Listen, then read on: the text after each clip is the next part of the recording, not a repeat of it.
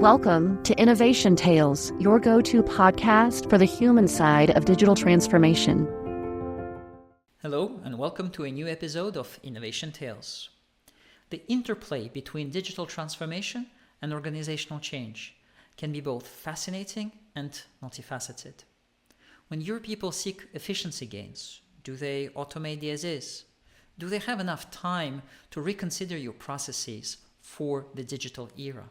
We'll be exploring these questions with today's guest, Filipe Lopes. He shares a real-life story where key aspects combine in ways that many of you will recognize. Tight budgets, numerous stakeholders, ambitious schedules, and only one team to deal with these competing priorities. As always, we follow up the intrigue with a practical discussion. My guest recommends taking smaller steps, communicating proactively, and of course, investing in people. And you won't want to miss his passionate advocacy for test automation in the short segment dedicated to tools. An enterprise architect director at Capgemini, Filipe has over 20 years of IT and consulting experience. He specializes in aligning business strategies with agile methodologies to achieve swift returns on investment. But his expertise is not just technical. He actively coaches his clients to implement business change effectively and navigate the transformation with confidence. Without further ado, here's my conversation with Filipe Lopes. Filipe, welcome. Thank you.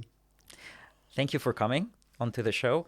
And I was looking forward to this conversation because you're one of the most experienced architects out there. You've held positions with global consultancies and systems integrators and software vendors and clients. Can you start by giving the audience an idea of what type of systems you're specializing in? I've been over the years, in the last 15 years, working on a specific type of software in which it enables us together with the team, the business, the customer, to automate some kind of processes. I don't know, like opening a bank account or someone onboarding, in which there's in the old times, it would be emails, conversations, text messages, documents sent through, and then at some point, system A gets into action, but system A is not connected to system B and system C, so you don't have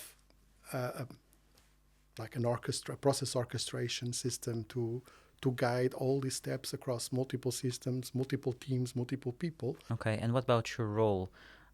For instance, last year you took up a position as an enterprise architect. How has your role evolved over the years? When I started to work on this technology, I was not a junior anymore already. So I've worked on development and mostly web. So I've gathered some experience on websites or web applications. And then I just used a bit of my seniority of working with customers front end to be in a comfortable position to then with this technology to guide them through this process. And I started as a kind of already a senior, but starting in this new technology. And nowadays, after multiple projects, certifications, or exposure, or in life, working with people, then my role was evolving a bit. I have different roles, it's completely different from technical. So I was trying to set up a center of excellence on a certain company. And I worked as a business side of things as well sometimes. But I always came back to where I liked best on the technical side, on the technical architecture side. And then I also had the pleasure to work with you. And then slowly trying to guide my way through how to make decisions, high-level decisions for customers, and going through the decision process in terms of we stick to a direction, and try to be as flexible as possible, and trying to accommodate the changes that are coming through. And so with that, we wanted today to talk about the interplay between technological innovation and organizational change. Correct. So let's start with covering the basics. Yeah. How do you define those two terms in a digital transformation context? So many times the biggest challenge is that we get into a customer at a certain point. So not in the beginning of the conversation, but more a bit after the beginning of the conversation, when they already need some technology insights or some help regarding technology. But the most important thing is not the technology per se. I would always think that the digital transformation really moving towards a more digital organization, or to be more digital is to be more efficient, is to have people working on the right things, not doing, for example, repetitive tasks, or to have a lot of screens with a lot of data. So it's a little bit like the how we automate and apply technology versus what we actually can do with that technology that changes people's work descriptions and activities. Exactly. Mm-hmm. And life at work in general, because I think someone who spends their time doing repetitive tasks, before we had automation in different aspects of technology, going to system A, entering some record, some data, going to system B, entering some data, copy paste into some clipboard, whatever, some notes, and then put into application C, and so on.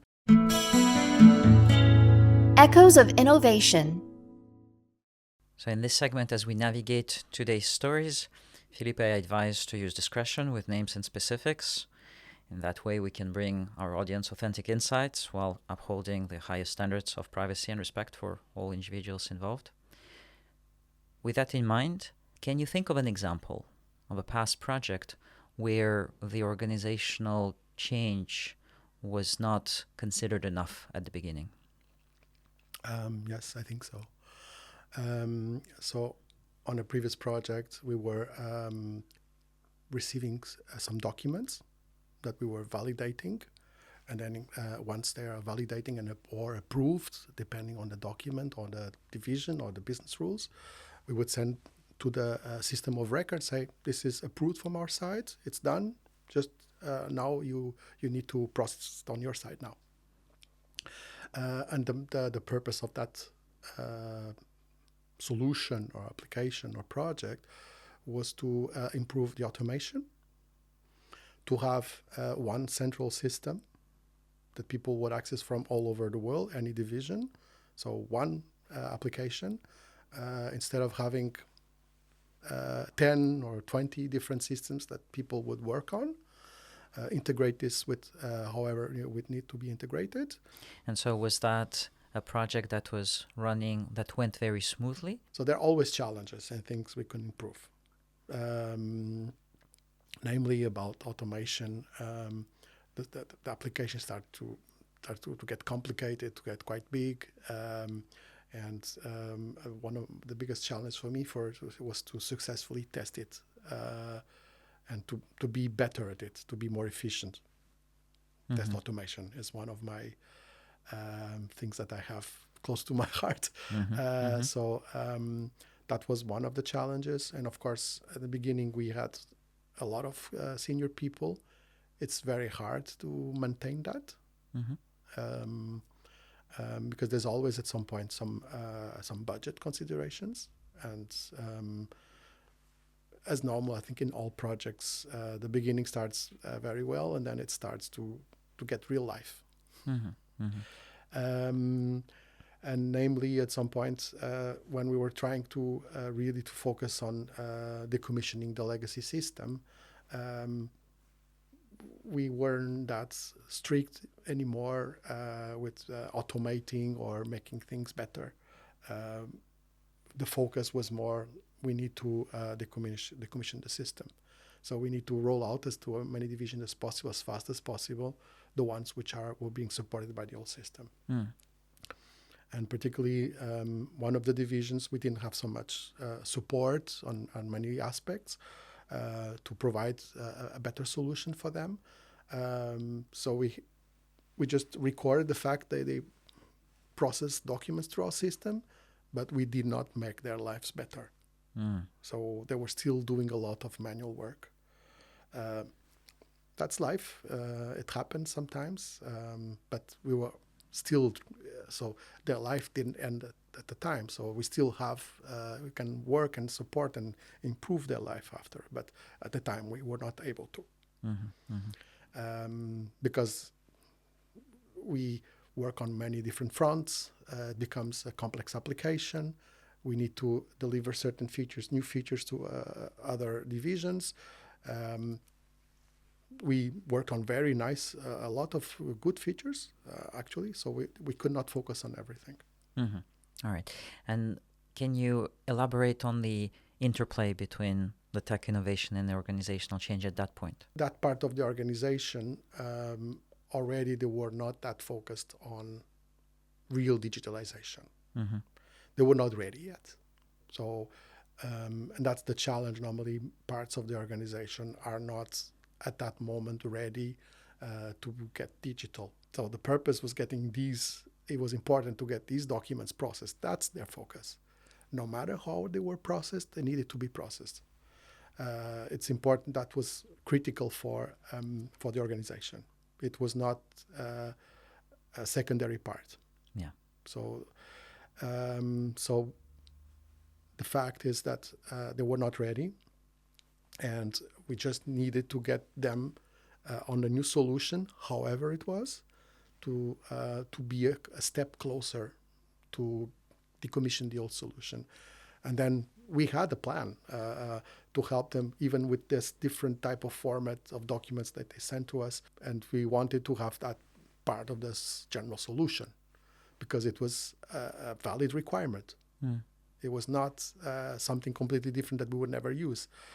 So it was a valid requirement that we could use for other divisions. But just at that moment, it was not the primary focus for other divisions. How do you define that? Is that related to working with documents versus working with structured data? How do you see it? Because if they were ready for digital innovation, they would provide time, capacity, budget. So it's not the people that were not ready. It's the organization. That part of the organization was not ready. And hypothetically, had there not been these budgetary constraints, what kind of improvements could there have been? But let's try and do, look at them from a business perspective. So not features, but what kind of capabilities would have been unlocked for that organization had there been time and resources for that part? Well, they would have to do much less manual work, for sure. So so basically it's still data that we were receiving. It's still the same type of data that we were receiving, just in a slightly different format. And given time and budget, it would also have been a very cool thing to adjust to different, because it would come to us more in the group of data. Imagine like you have this insurance for one person or insurance for a group of people. Like you get, instead of from one person, you get a group insurance. Similar thing, it's still the same data model inside, but it's just you get a bulk information instead of one single record. And generalizing to, is that something that happens often? Well, yes. Sometimes we always have to sacrifice a bit. At first, see the big picture. What is really important here? And sometimes a small detail or small parts or smaller parts of the of the application of the solution, we need to have a more tactical approach to make it work for now, because we can't address it all. It's true that tactical solutions sometimes they tend to stay on. Unfortunately, because it's working, don't touch it. Yes, tactical solution can be a euphemism. Yeah. But you cannot make it all sometimes, because usually you always have some kind of limit from the budget perspective. It's very rare that we can make a really a solution that addresses all sorts of business problems. And so, Filipe, what's the conclusion to draw from the story? We need to try to help the team, the customer, the organization as best as we can. And we need to always are we addressing the main topics that they asked us help for? We want to improve automation. We want to have some kind of solution that was better that they had. Difference between the as-is process and the to-be process. So we made an improvement. We need to focus on the big picture. So how can we first keep improving? Are there things that they're still lacking, or are there things that we can improve on how to work together? Focus on that. Focus on what we can control. One thing we cannot control is budget or capacity so much. So we focus on what we can control and help them on that. So if there are still, I don't know, at that moment, still so many defects or because of quantity versus quality, we focus on that. We focus on improving as much as we can the application to be more stable, technical debt, whatever it is.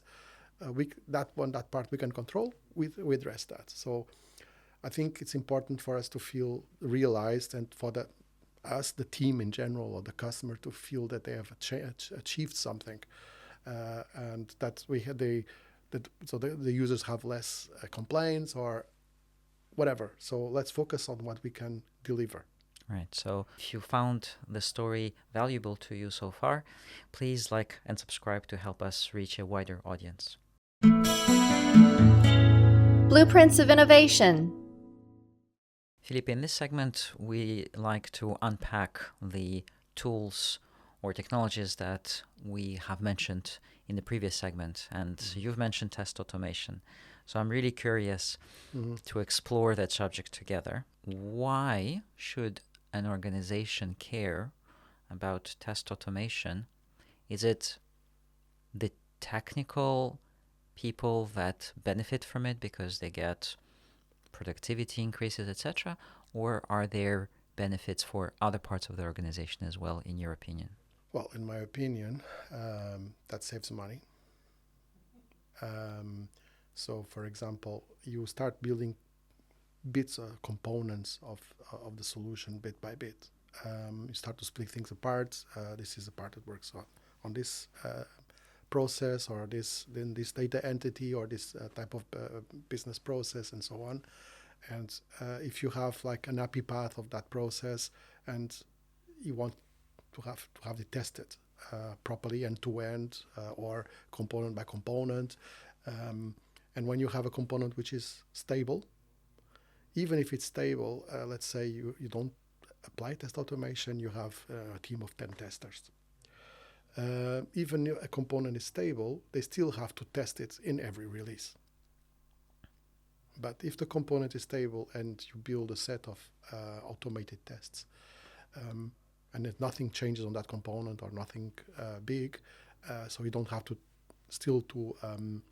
update the automated test as well, that part you don't touch anymore. You don't need a couple of testers to address that component anymore. So that runs automatically. It's man days that you don't spend anymore. Absolutely. And I guess it also saves time. So for the testers, when you still need, it's really hard to obtain to achieve 100% coverage in test automation. But if you achieve 50%, I don't think that's an outrageous number to achieve. It will save you 50% of the time, 50% of the manpower. And of course, the people who are testing, they're doing more end-to-end testing, more safety testing, so on. I think their life is better. So there's not so much one test manager who assigns a lot of tests. You do this 50 tests, you do this 50 tests, and so on. No, let's leave the test automation tool do the things that we don't need to touch now, and let's work on the new tests, on the new features, and then slowly on those also add to the test automation tool. Instead of doing the tests manually one time, let's going through the tool, because if you have also the right tool, you can also build it in components, also reuse. So you don't need to do so much, so new. You use for example, the component for the testing the login. You don't need to do that again, every single test, and so on and so on. So you just, instead of going again to manual testing, you just add a few more to test automation and do the more interesting tests that you want to do. But these repetitive tests, like testing if the date needs to be in the past, not in the future, that the form is validated, or it is a proper set of address, I don't know, whatever. That's not worth doing, spending people's time in doing these repetitive tests every single release. So thanks, Filipe, for clarifying what test automation is, what the benefits are, how to approach it. I usually keep this segment short. However, if you want to know more about test automation, feel free to leave us a comment, and maybe we'll post some additional material about it for that. Innovator's Playbook. Filipe, in this third and final segment, we aim to provide practical advice to our audience. Yes. So let's go back to that interplay between technological innovation and organizational change. What are the key messages you would want to leave our audience with? Well, the main challenges are the people in higher management, CXOs, etc. They need to address they have some business objectives. They want to improve customer retention, or less costs, or automation, so that their current people work better, more efficient, and towards and improving that in multiple steps. How organizations get more mature, so they get the steps get further and further. Yeah. So the biggest problem is at the beginning. You have an empty paper, and how do you do that? First, you don't need to know everything. You need to try to find people who know a bit and more about that inside the organization, outside the organization, and say, this is our purpose. So this is our objective.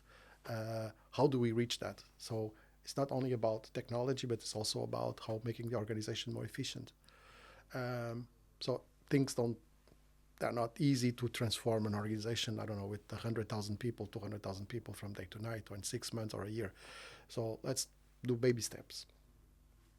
Like when you do, the customer has an application for you, or a purpose, but they're not sure. So they ask you, can you do a proof of concept? Let's do a proof of concept. Okay, in 1 month, let's focus on these 3 key things, and let's try to put them together. Okay, we done it. We were successful. We did. It works. We proved you it works. Okay, so then now let's make a real project. Same thing for an organization, for a digital transformation. Let's pick a hot spot, or something that we can make a quick win out of it. Something not too expensive, and prove it works. So let's pick up a team, and let's change the way they work. How can we make their life better, more efficient? Change the way they work together, collaborate. It could be tools, it could be trainings. However it is, let's make that team better.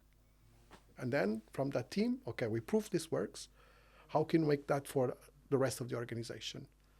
And then it's baby steps until we reach, let's make a target. Like in 5 years, we try to get here, or in 1 year, let's try to get here. Then in the target of 5 years, let's see how we get, and slowly try to get to where we want to get to. So in 10 years, 15 years, it doesn't matter the time, it matters that we slowly make people better inside an organization, happier and more efficient. Sometimes I see that business leaders struggle with the concept of baby steps. In principle, they agree, but when you're saying improve the life of this team and not yet the others, they're struggling to imagine how that's possible, because maybe, they need, or at least today, they're using the same tool, and they see issues with one team using one tool and, other teams using something else because maybe the data is not shared or something like that. So why do you think this is a difficult concept to grasp more for business leaders than for digital transformation leaders? Or maybe you don't think so, or your experience is different. No, and then you're right, because of course in other part of organizations, they are getting some cool stuff. What about us? Yes, of course. Are we getting left out or what? When sometimes someone needs to communicate something that is not comfortable, it really matters to me when I'm the receiver of that communication, how things are communicated. It's not only about what is communicated, but I give a lot of attention to how it is communicated. So if the organization or the leaders or the high management communicate well things from start to say, we are going to do this because we cannot address the whole organization right now. We are a large organization. So we cannot change life of everyone in a day. And in order for us to prove ourselves that we can do this, and we need to get a quick win. Something that, okay, let's prove to ourselves that we can do this. With the team, with the division, something's relatively achievable in a relatively small timeline. That's something that will help us to address the rest of the organization. Don't worry, we are trying to get your life better, to make your life better. But it's just, it takes time, and in order to convince stakeholders or board members or so on, you need to have a successful story. No matter what it is. And a digital transformation or a program or a transformation of any kind is built on successful stories. Filipe, any other advice we would want to leave our audience with? Many times the challenge is about, are people not ready yet? Well, you should get your people always trained in not only in technology, but in different types of work, methodology, how to work together differently, remotely together, how to collaborate, how to make work more efficient. So your organization is built on people. So if your people are better, your organization automatically becomes better. So you need to sometimes get help from outside, but always in mind that you need to improve also your people with the process. So the more your people, the better your people feel, or the more included, more collaborative, the better they feel in general, if they are part of the solution. Brilliant. This is the most fundamental advice we can give. This is the end of the interview. Filipe, it's been an absolute pleasure. Thank you very much for coming to the show. Thank you for having me. That's it for this episode. I hope my conversation with Filipe inspired you to treat organizational change as an integral part of digital transformation. To make it easier, he recommends communicating proactively and investing in people as you take one small step after another on your transformation journey. We have more exciting topics and guests lined up, so stay tuned for more tales of innovation that inspire, challenge, and transform. Until next time, peace. Thanks for tuning in to Innovation Tales. Get inspired, connect with other practitioners, and approach the digital revolution with confidence. Visit innovation-tales.com for more episodes. See you next time.